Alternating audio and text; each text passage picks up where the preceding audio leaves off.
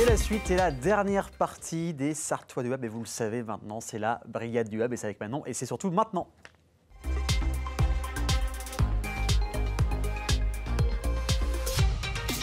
Nouvelle semaine, nouvelle application, nouvelle journée mondiale, nouveaux événements. Et c'est avec Manon. Comment tu vas aujourd'hui? Écoute, très bien. Ça fait plaisir. T'es souriante. Toujours. Comme d'hab. Donc, plein de choses à faire. Comme d'habitude, tu as montré que la Sarthe est un département où il fait bon vivre et où il fait bien bouger surtout. On va commencer par partir du côté nord du Mans avec le parc Monceau. Oui. Alors, tu vas me dire, mais qu'est-ce qu'on va faire au parc Monceau? Qu'est-ce qu'on va faire? À part un petit événement, je ne vois pas ce qu'on pourrait faire d'autre. Voilà. Donc, il y a un événement assez sympa. Donc, c'est demain, donc le samedi 11 mai. C'est de 10h à 18h. En fait, c'est plus précisément au magasin Cultura que ça va se passer. Il y a une artiste qui va réaliser une performance artistique. Donc, c'est une rencontre un peu pas comme les autres avec l'artiste qui s'appelle Artem Manon. Et en fait, c'est une peintre animalier, donc qui fait des choses magnifiques. Voilà, elle fait des primates, j'ai déjà vu des guépards, enfin vraiment des choses très très jolies. Et donc là, l'idée, c'est de pouvoir discuter avec elle et de pouvoir admirer sa performance en direct. Parce que voilà, elle va faire un tableau plus vrai que nature, donc c'est plutôt sympa à voir. Donc, si vous passez dans le coin au niveau du parc Monceau demain, eh bien, écoutez, faites un petit tour à Cultura. Il n'y a pas les horaires c'est l'après-midi, je pense. Hein. On est sur 14-15 heures. 10-18 heures. C'est un tableau énorme. D'accord, ok. Donc, du coup, il lui faut du temps, quoi. On a vu en plus, c'était hyper réaliste sur la photo que tu as mise. Hein. Oui, c'est hyper réaliste. Donc, au parc Monceau, demain, on reste dans l'artistique, mais cette fois-ci en centre du Mans. On va partir à la visitation. Oui, on part à la visitation. Donc, cette année, 30e édition de Pulsart. Oui. Voilà, pour tous les puristes et ceux qui connaissent. Pulsart, ça réunit chaque année plein d'artistes. On peut découvrir plein d'artistes à travers des expositions. Voilà, donc pendant un moment, ça se faisait sous les quinconces aux Jacobins. Et puis là, actuellement, ça se fait du coup à la visitation. Donc, si je ne me trompe pas, c'est 8 allées Le Prince d'Ardennais. Voilà. Et bien cette année, c'est un rendez-vous artistique autour de toiles, de peinture, de sculpture, de photographie, même de tissus peints. Il y en a vraiment pour tous les goûts, tous les âges. C'est hyper sympa. C'est l'occasion de voir des expos en plus gratuitement, de pouvoir parler avec les artistes pour savoir ce qui les inspire, etc. Parce que souvent dans les expos, des fois quand on voit des expos, je dis des exemples, mais à Paris, etc., l'artiste, il n'est pas sur place. Donc oui, on lit une description, c'est vrai, mais on se dit, bah tiens, j'aimerais bien en savoir plus sur telle chose, telle chose. Là, ça permet vraiment de le faire, donc c'est super sympa. Donc voilà, donc c'est la première partie de l'édition, donc qui se déroule du jeudi 9 mai jusqu'au dimanche 12 mai, donc ce week-end. Voilà, donc c'est ouvert pendant tout le week-end à partir de 10h, je crois, jusqu'à 18h. Donc vous avez le temps d'aller voir ça en famille ou solo même. Et vous avez la prochaine partie de l'édition, mais ça on en parlera la semaine prochaine, qui arrive aussi. Donc voilà, donc ce week-end c'est 15 artistes à découvrir et fin de semaine prochaine ce sera aussi 15 artistes à découvrir. Ils font du lourd pour leurs 30 ans, ouais, c'est sympa. Donc c'est à la Galerie d'Art, la FIA, j'ai cru voir sur l'affiche, hein, donc en plein centre-ville, on l'a dit, à la visitation. Il y a un collectif, je salue Cindy qui fait partie du collectif Nananerf au Barouf. Alors c'est quoi exactement? Voilà, alors le collectif s'est monté quand même assez récemment. Et donc ce jeudi 16 mai au Barouf au Mans, il y a une inauguration soirée-spectacle avec ce collectif.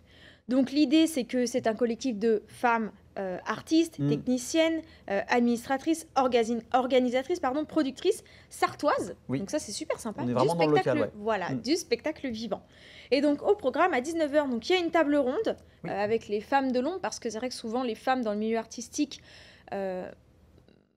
entre guillemets, c'est triste à dire, mais elles passent un peu inaperçues, notamment sur des métiers de productrices, d'organisatrices, etc., ou de techniciennes. On voit très peu de femmes. Donc là, ça remet les femmes au centre et en lumière lors de cette table ronde. Ensuite, à 20h, il y a un mojo, donc ça va être super sympa. Et à 21h, il y a un spectacle des artistes du collectif. Donc je vais juste en citer quelques-unes. Il y a Lola Bay, il y a Rita, il y a Louise Levert, enfin voilà, plein de... Il y en a beaucoup, donc je ne vais pas toutes les citer, mais elles sont toutes superbes.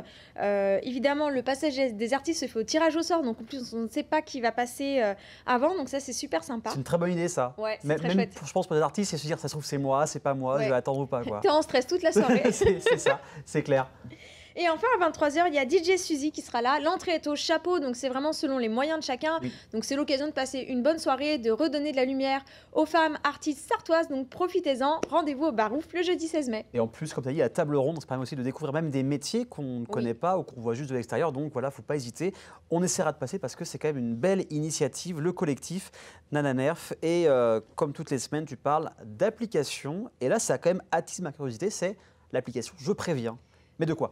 Alors, moi aussi, ça a attisé ma curiosité. Et à vrai dire, je ne savais pas si j'allais en parler ou pas de cette application parce que je trouve qu'elle a des bienfaits comme des choses qui peuvent être un petit peu, on va dire, qui peuvent dériver. Donc, à prendre avec précaution et utiliser cette application avec bienveillance. Alors, on met un cadre. Voilà, on va mettre un grand cadre, voilà, comme ça. On met tout de suite le cadre. Mais en gros, l'idée, c'est de sécuriser nos domiciles et nos rues tous ensemble. Donc évidemment, si vous avez un gros problème dans la rue ou à votre domicile, vous pensez bien appeler le secours ou appeler la police. En premier lieu, c'est toujours ce qu'on fait.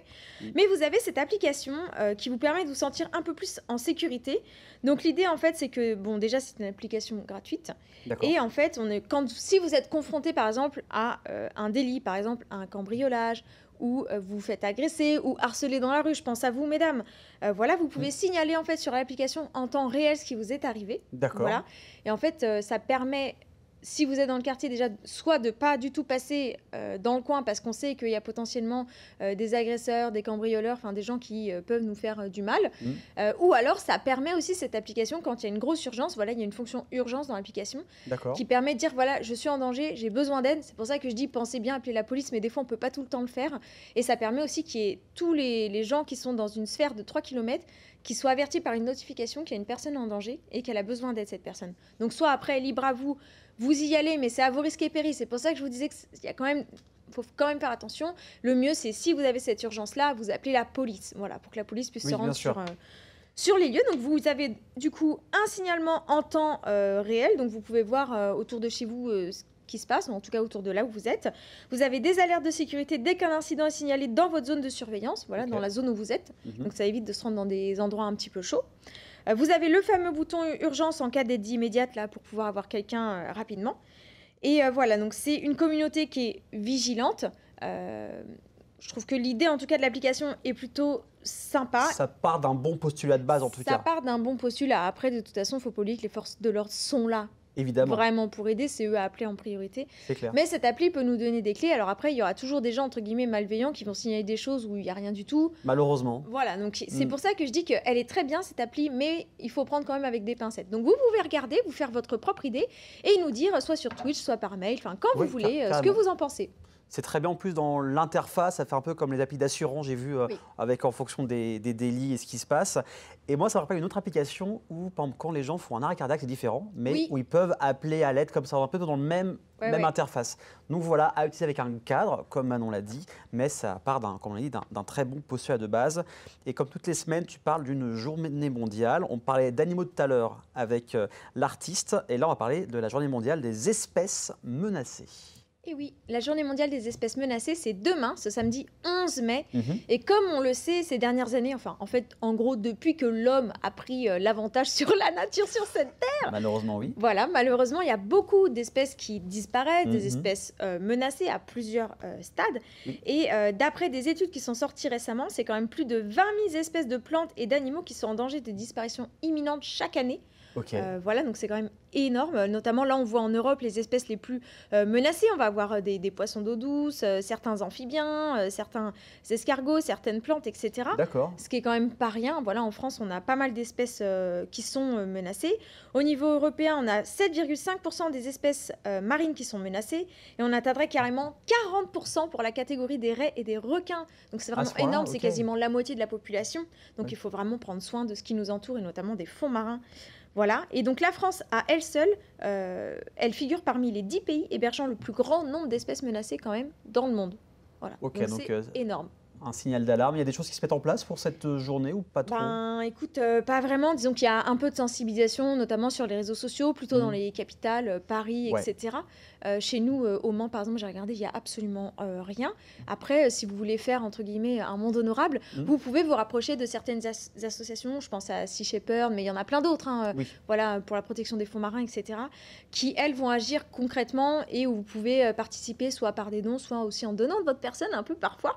Oui. Voilà, pour contribuer à la préservation des espèces menacées, tout simplement. D'accord. C'est quand, rappelle-nous, cette journée mondiale? Donc c'est samedi 11 mai. D'accord.